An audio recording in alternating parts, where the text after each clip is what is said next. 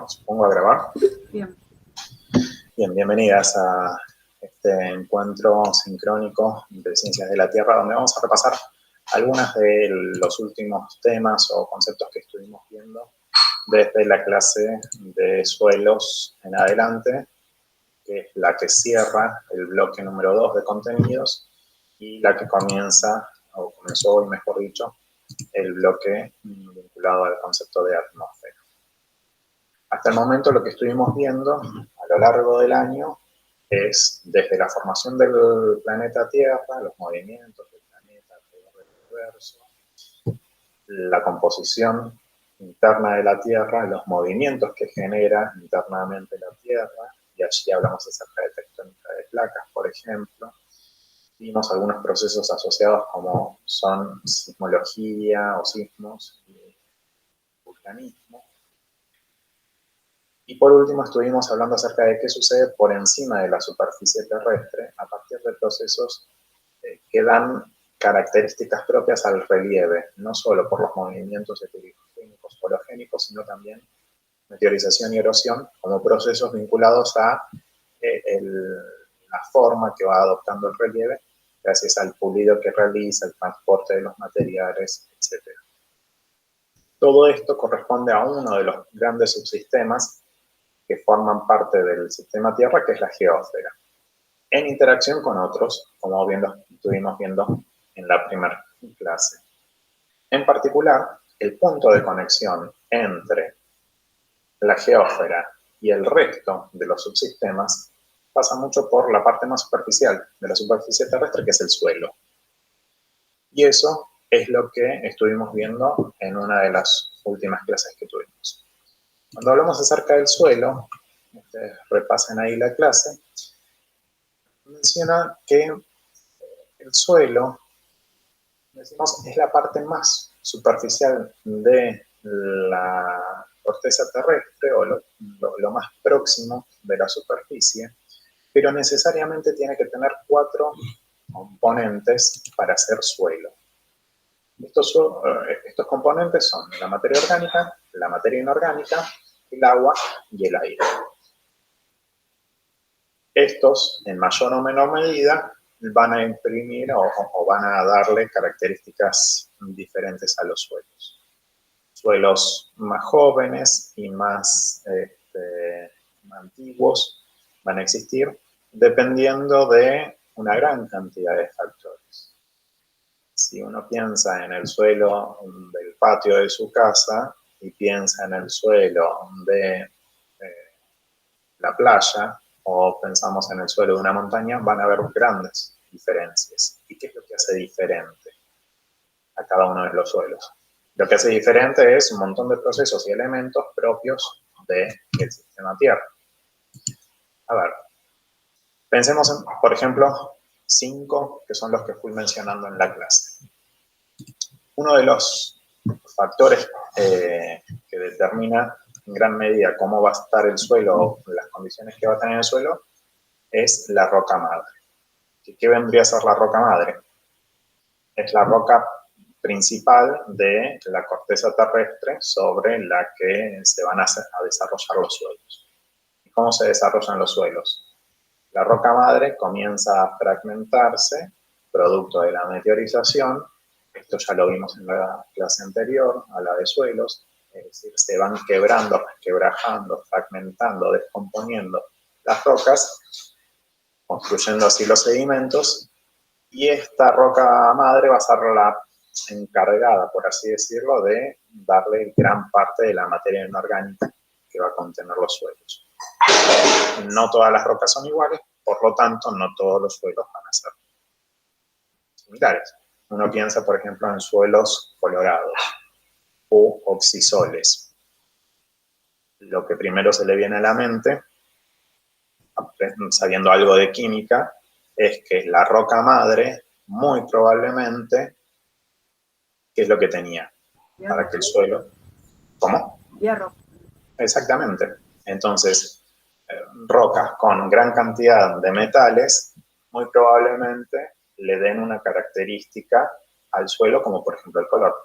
que de todas formas no es necesariamente solo eso, sino también otro de los componentes, como por ejemplo la humedad que vaya a haber en el ambiente. Entonces ese es el segundo de los factores que inciden en la formación del suelo, el clima. Mientras más húmedo sea o más seco sea, entonces el suelo va a tener mayor o menor cantidad de agua.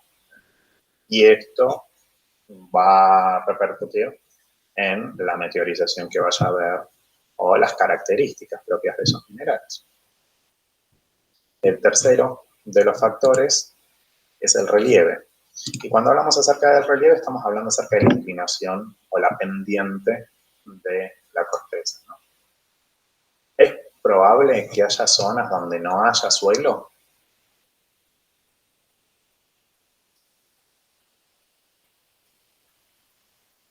Es decir, ¿puede estar la corteza expuesta sin que haya suelo? No. Bien, a ver, ¿están todas de acuerdo?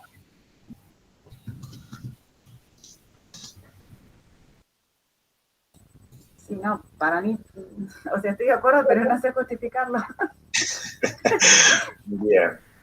Bueno, a ver, yo les voy a mostrar una imagen y ustedes me dicen cuál es el suelo de esa imagen. Un segundo. Perfecto. Ahí.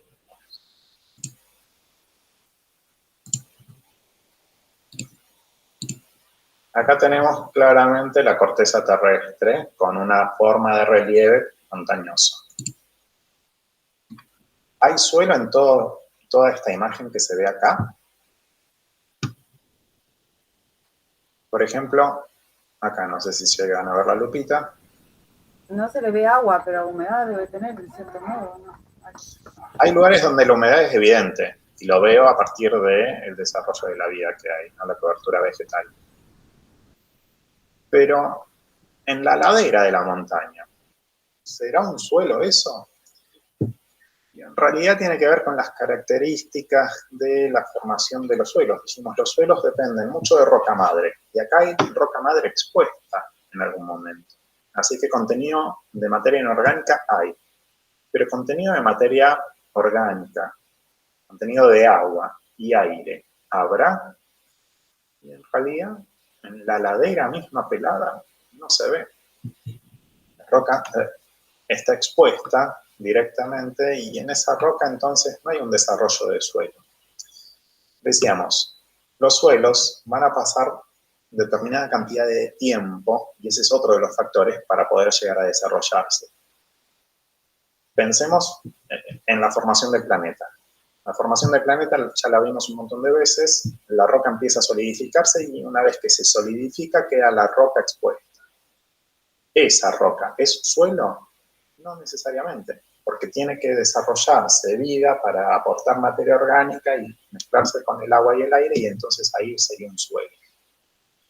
Entonces dijimos, la roca madre va a influir, pero la pendiente del terreno también.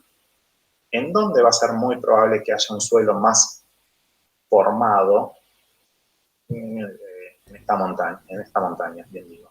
La parte más baja, en donde se acumulan los sedimentos, se asientan entonces organismos vivos, se aporta materia orgánica y entonces ahí sí tengo un suelo. En la ladera pelada no hay suelo. Es por eso que, a ver, voy a usar la ilustración que aparecía en la clase. En la clase nosotros teníamos un corte de los perfiles del suelo, donde tengo el horizonte 0 o horizonte O, el horizonte A, B y C. Algunos textos van a encontrar que también está el horizonte E, que es un ecotón, un entre, ¿no? El A y el B. Pero, a ver, si vamos desde abajo hacia arriba, tengo la roca madre fragmentada, sin nutrientes, y es recién a partir del horizonte B en adelante en donde puedo estar hablando acerca de suelo. Si solo tengo el el C, o la roca madre, no tengo suelo. El suelo propiamente dicho es desde el horizonte B hacia arriba. ¿Por qué? Porque fíjense, en el horizonte B voy a tener, además de materia inorgánica, materia orgánica. Y voy a tener agua y aire.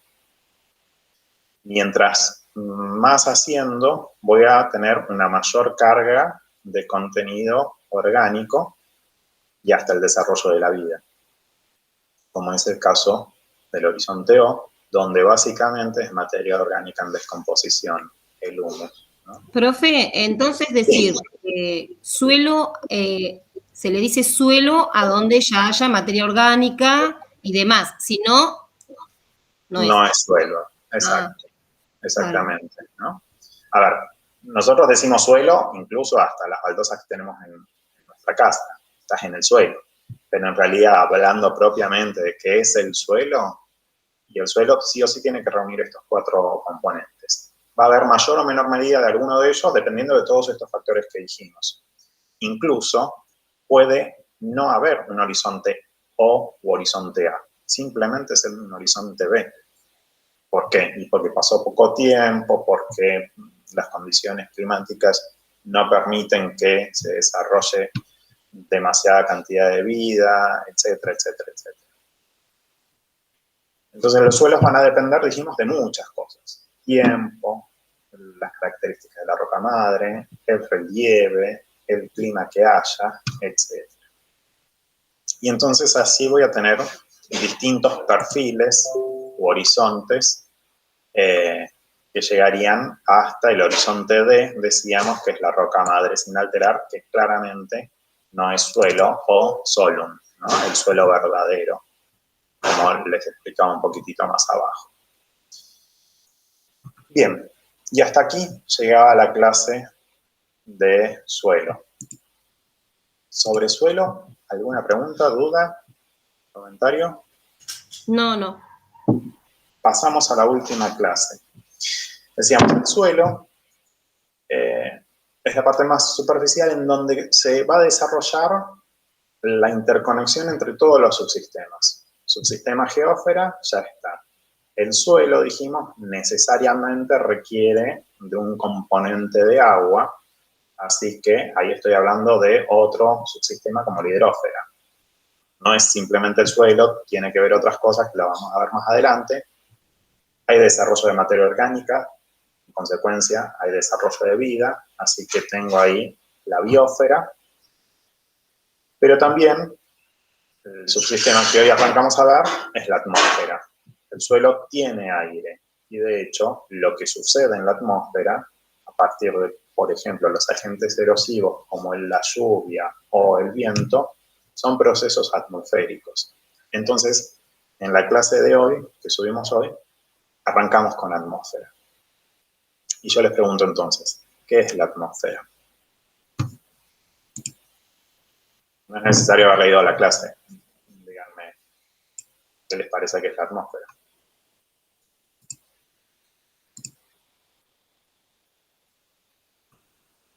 Uno automáticamente lo relaciona con el aire. Exactamente. Y es que en realidad la atmósfera es eso. Es la capa gaseosa, es decir, el aire que rodea al planeta Tierra. Y acompaña a la Tierra durante los movimientos que realiza. El tema es, ¿por qué los gases están adheridos a la Tierra?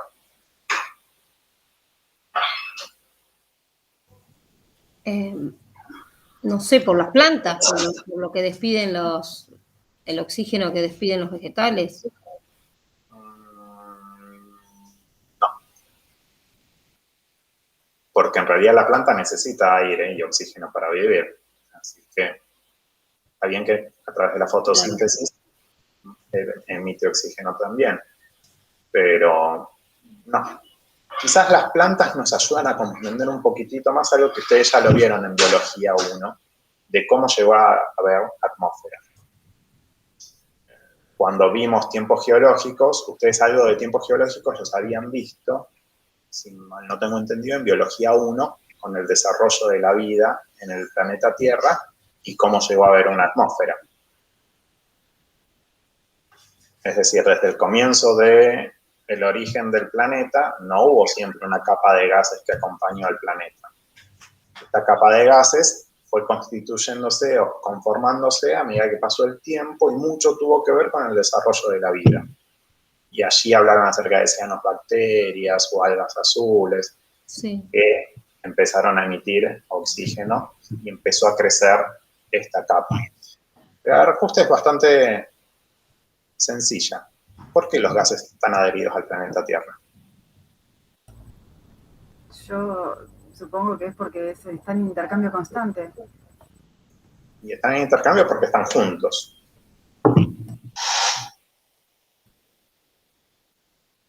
Desde física se explica fácil. O incluso desde química, si quieren. Cuando uno busca oxígeno, busca nitrógeno, que son gases los más, o el argón, por ejemplo, que son gases, el nitrógeno y el oxígeno, los más predominantes, entre el 78 y el 21% respectivamente en cantidad. Uno los busca en la tabla periódica y hay un numerito ahí. ¿Qué significa el numerito de la tabla periódica al lado de la N o al lado de la O? Ya que tienen que rendir química algunos, cuéntenme un poco. ¿Qué son esos números de la tabla periódica? Con los electrones, o sea, por la diferencia de electronegatividad tendrá que ver. Es más fácil todavía la respuesta. Hay un montón de numeritos ahí, ¿no? En la tabla periódica. Sí, La tenemos carga protones, atómica. neutrones. La carga atómica, y ahí después, yo me acuerdo que había uno que indicaba el peso específico, ¿verdad? Del elemento. Sí, a mí se me da una tabla. No sé. Bueno, insisto, yo de química no soy.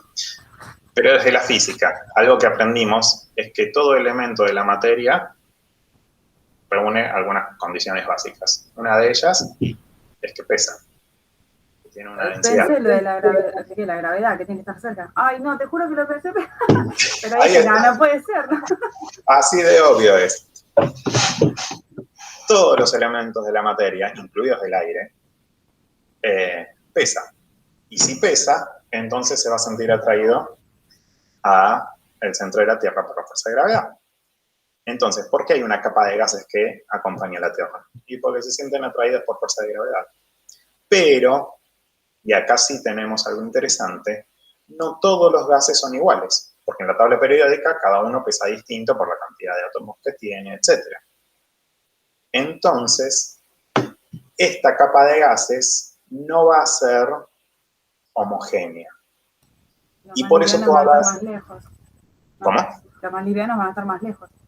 Exactamente, más lejos del centro de la Tierra. Y de hecho, no van a estar infinitamente, sino que va a llegar un momento que ya está. Si no se sienten atraídos, se dispersan hacia el espacio exterior y llegan al vacío. Entonces, cuando uno mira la atmósfera, va a encontrar distintas capas. Mientras mayor concentración de gases y más densos van a estar en la capa más superficial de la Tierra, es decir, adheridos al suelo, a medida que avanzo voy a encontrar menor concentración de gases y el aire es menor. Y pensémoslo de la experiencia de ustedes cuando escalaron el Himalaya. Cuando se fueron arriba del Himalaya, además de llevarse abrigo, ¿qué tuvieron que llevarse? Supuestamente dicen que hay que llevar oxígeno. ¿Y por qué? Y seguramente porque hay menos concentración. Ahí está, exactamente. Entonces pensemos, a medida que haciendo, el aire cada vez es menos en términos de concentración de gases. Y eso hace que existan distintas capas, que en líneas generales las vamos a dividir en las que aparecen allí y voy a presentar la imagen también como para que se entienda más fácil.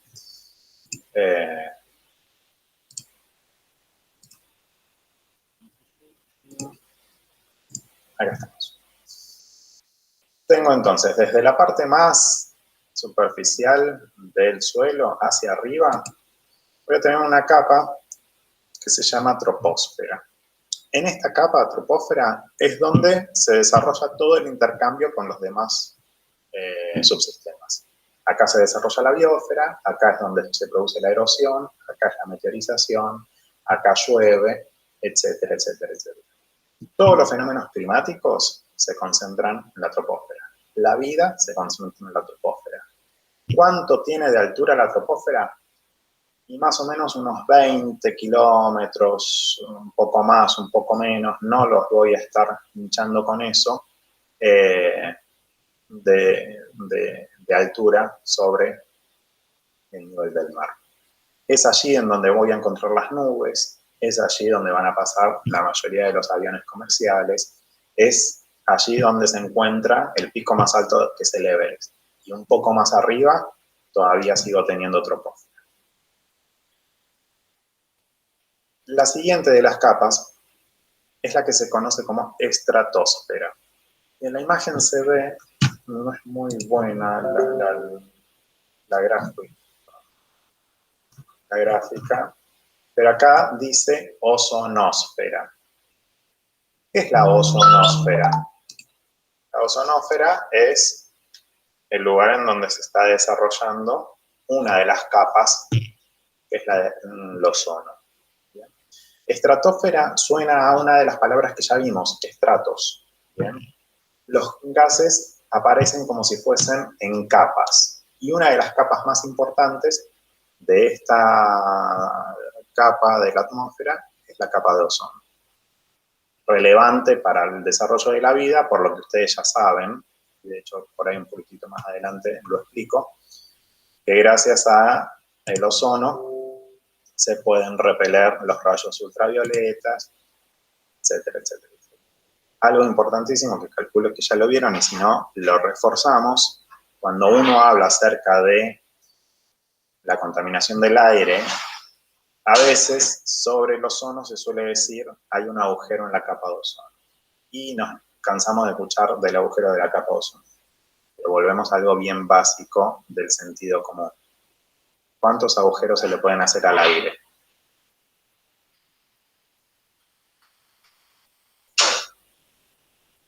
Si ustedes tienen un agujereador, un taladro, ¿pueden hacer agujeros en el aire?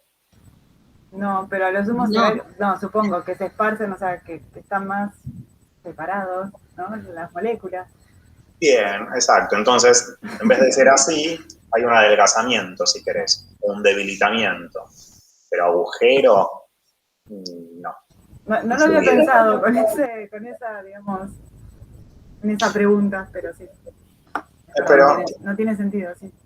es que en realidad no tiene sentido. Y eso lo que hace es reforzar ustedes el día de mañana cuando hablen acerca de la dinámica de los fluidos, por ejemplo. No hay agujeros en el agua.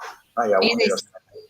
Es decir que la capa de ozono está más delgada en cierta zona, pero no que se produjo un agujero.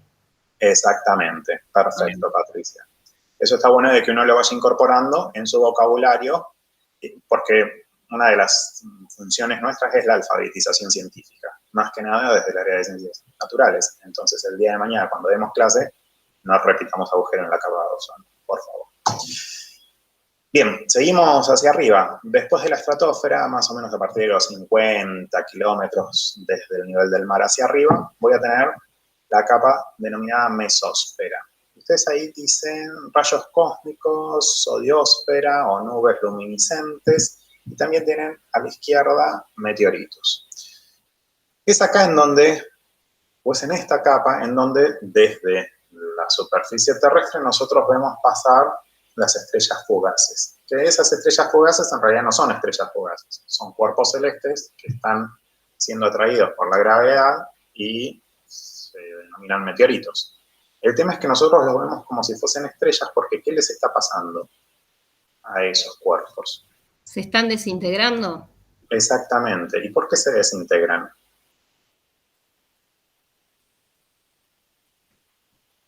Porque pasaron la atmósfera. Y están más o menos en el medio de la atmósfera. Esa es la mesósfera, ¿no? pero ¿por qué? ¿Por qué se desintegran? Porque son atraídos a gran velocidad, supuestamente, ¿o no? Hacia el centro y... Ay. Y no sé, imagino que están en... ¿Cómo es ¿cómo se diría? En movimiento las moléculas del... Ay, que se están golpeando, no sé cómo decirlo. Por la fricción. Claro. Ahí está. La fricción. Exactamente, aumenta la fricción, Claro. las moléculas empiezan a agitarse, ¿qué sucede? Calor, y el calor ¿qué hace? Y se prende fuego, entonces por eso veo una bola de fuego, que digo, ay, qué bonita la estrella, pero en realidad es un cuerpo que se está desintegrando y generalmente se desintegran en esta zona de la atmósfera. Voy un poquitito más arriba, tengo otra capa que se llama termósfera o ionosfera. Y acá veo las auroras boreales, algunas naves espaciales. ¿Y qué es lo que sucede en la termósfera o ionosfera? A ver, la palabra ionosfera hace referencia a qué cosa.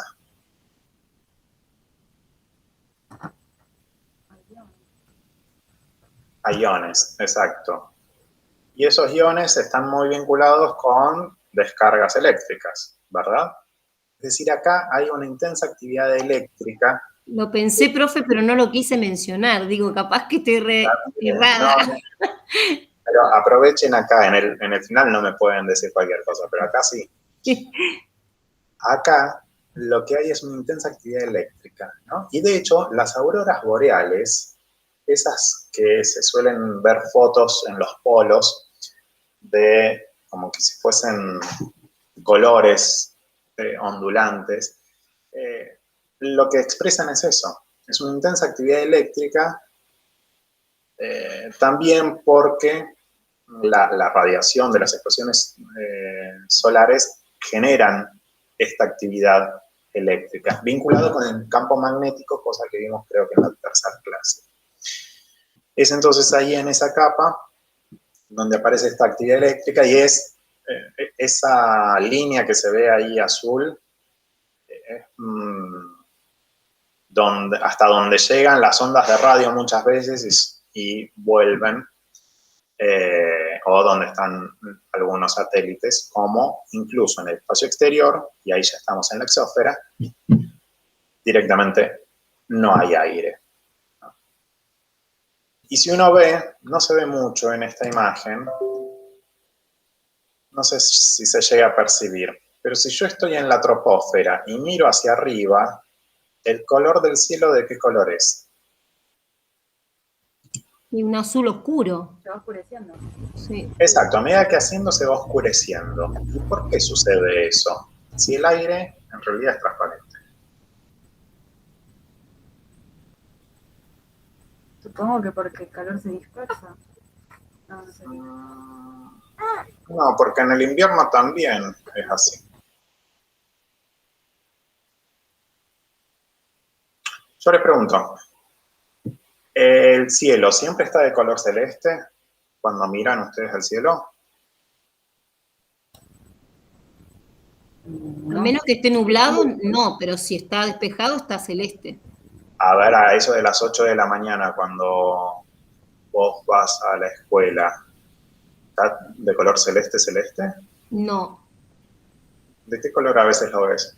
Entre las 8, las 7, las 6 de la mañana, dependiendo de la estación del año. Está entre oscuro y claro, porque como está amaneciendo... Y cuando está amaneciendo, ¿de qué color está el cielo? O cuando está atardeciendo. Ahí está, fíjense, aparecen a veces los anaranjados, los amarillos, los violetas. ¿Y por qué el color del cielo cambia? Está celeste, oscuro, violeta, amarillo, rosa, naranja. Exactamente. ¿Qué es lo que está sucediendo con la luz?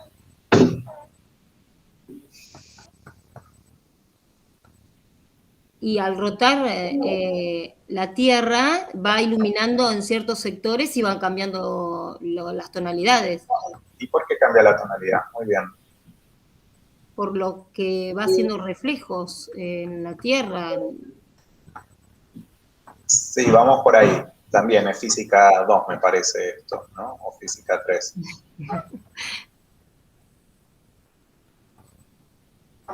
Es la explicación del arco iris. ¿Por qué en algún momento el cielo tiene todos los colores del arco iris?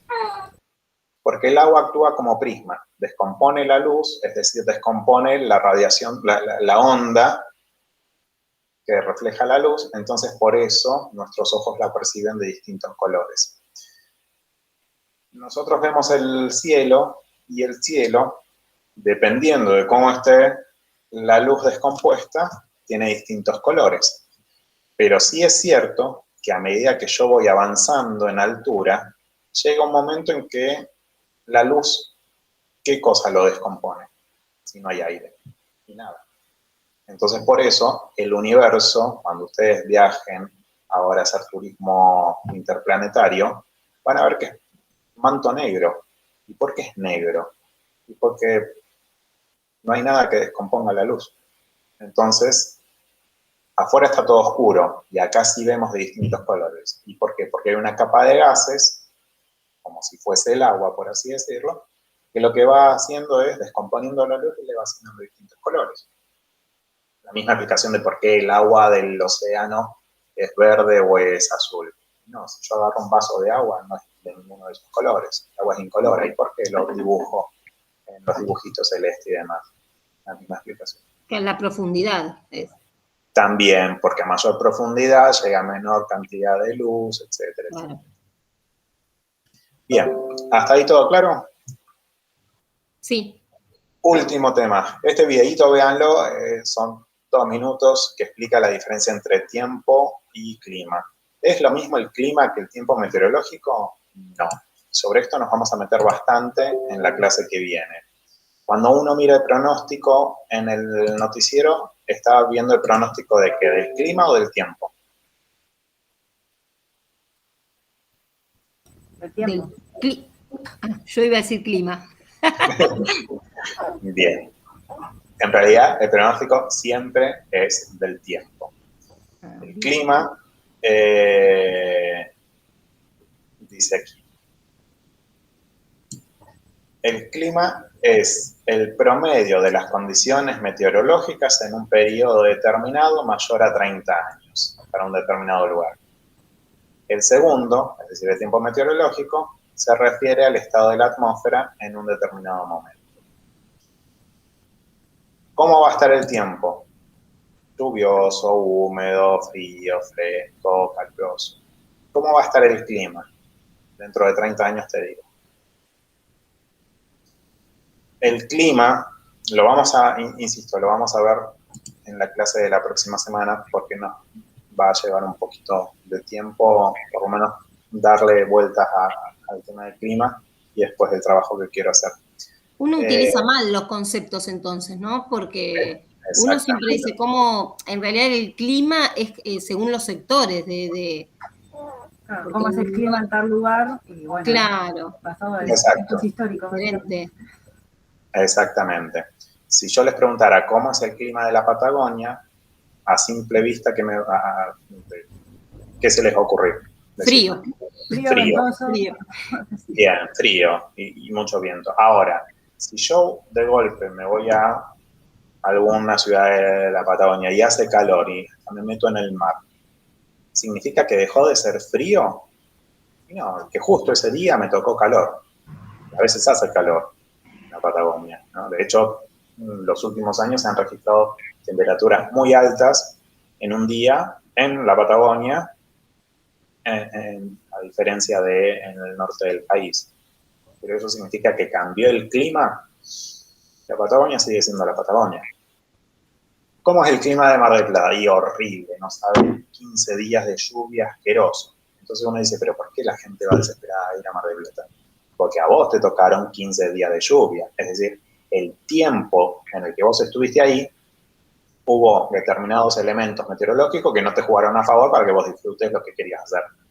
Pero no necesariamente significa que el clima haya cambiado. Insisto, sobre esto, la que viene nos vamos a estar metiendo. Vean igualmente el videíto, lo explica re bien la chica del Servicio Meteorológico Nacional. Y por último, termina hablando la clase sobre el efecto invernadero. Lo vamos a retomar más adelante para explicar un poco lo que hace a cambio climático. Bárbaro. ¿Alguna duda o pregunta? No. No. ¿No? Actividad. ¿Qué tienen que hacer? Ver un video que habla acerca del efecto invernadero, claramente. Y lo que les pido es que elaboren una infografía en donde se contesten dos preguntas. Primero, ¿qué relaciones pueden establecerse en la interacción de la atmósfera y la geósfera? Según lo que vimos en la clase de hoy y las clases anteriores. Suelo, bastante estuvimos hablando del tema, meteorización también, etc. Y segundo, ¿cómo influye en la biosfera, es decir, el desarrollo de la vida, el efecto invernadero? En el video se explican claramente. La idea es que elaboren una infografía y que sugieran un material educativo para poder profundizar en estos temas. Los materiales pueden sacar de la página de Educar, Continuemos Estudiando o del canal Encuentro. Esa actividad es individual y hasta el 21 de octubre se puede presentar a través del canal. Bien. Gente, gracias por conectarse, a repasar química, quien tenga que repasar química. Y esto, bueno, espero que les haya ido bien en química y ahora estén disfrutando de la clase de esta visualización. Bueno, gracias, profe. Bueno, profe, Que tengan buena gracias. semana. Hasta luego. Igualmente. Hasta luego.